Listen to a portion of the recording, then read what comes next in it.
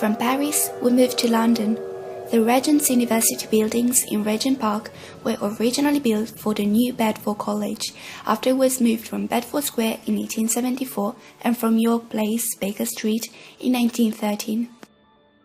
Bedford College was founded in 1849 by Elizabeth Jester Reed, and it was the first higher education institution for women in the United Kingdom. Here, Beatrice Edgell established one of the first laboratories of experimental psychology in the United Kingdom, after studying with Oswald Külpe at the University of Würzburg, where she was the first woman to receive a Ph.D. Since 2006, the Faculty of Human Sciences at the University of Würzburg assigns the Beatrice Edgell Award to a young female researcher, in memory of a pioneer of women's emancipation. Beatrice Edgell was born on the 26th of October 1871 in Tewkesbury, Gloucestershire. She learned how to read at the age of 9. She was the first British woman to earn a doctorate in psychology and later became the first female professor of psychology in the United Kingdom. As it was reported in the Westminster Gazette on the 11th of February 1927, she was pioneering on entirely new academic ground. From that small beginning has grown the comprehensive psychology department, with its splendidly equipped laboratories and lecture rooms. In 1930, Edgell became the first woman president of the Aristotelian Society. From 1930 to 1932, she was the first woman president of the British Psychological Society. In 1932, she was the first woman to be elected president of the psychological section of the British Association for the Advancement of Science. Her first grant to set up a laboratory at Bedford College was £5, not much even for the early 90s. Those were the days of makeshift and poverty, in Edgell's words. In the psychological laboratory of the University of London, when she was working there were a kymograph and a time marker. Beatrice Edgell was particularly concerned with the precision of the instruments used in experimental studies. From 1906 to 1908, she conducted, in collaboration with Leg Science, a series of calibrations to determine the conditions and degree of accuracy in chronoscope readings, as was reported by the authors. The chronoscope readings were accurate for reaction times ranging from 3 milliseconds to 1 minute, and the mean error was less than 1 millisecond. The paper by Edgell and Symes was still cited 30 years later.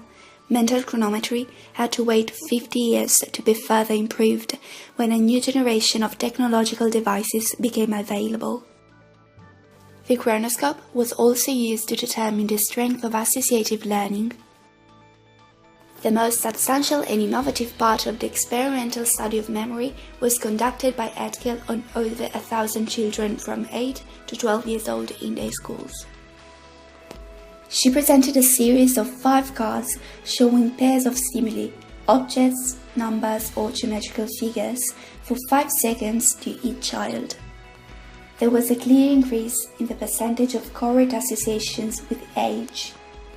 However, at the age of 12, boys were reporting more correct associations than girls, and in some types of associations, the younger children obtained the best results.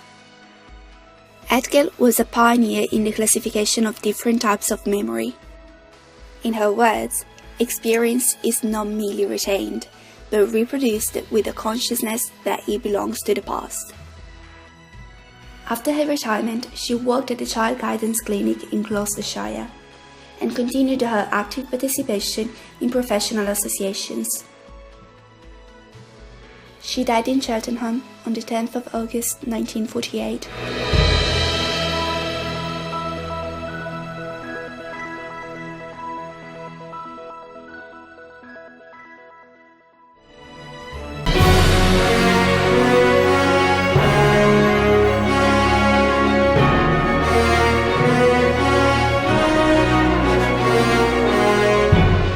These are the stories of 7 women born in the 19th century who worked hard to become scientists and publish pioneering works in their fields.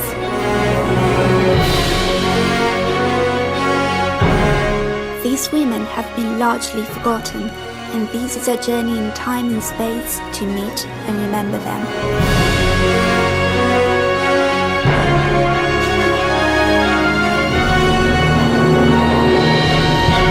It's time to get in.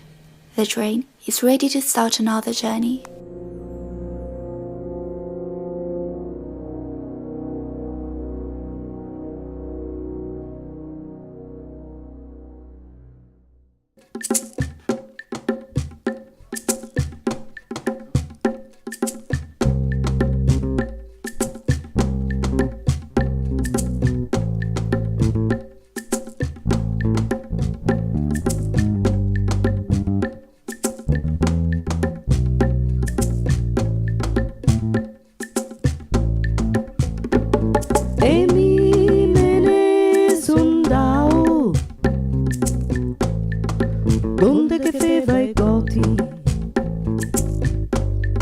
Giocando a spinetta ai altri giochi, mi gode fugace de quelle maschera.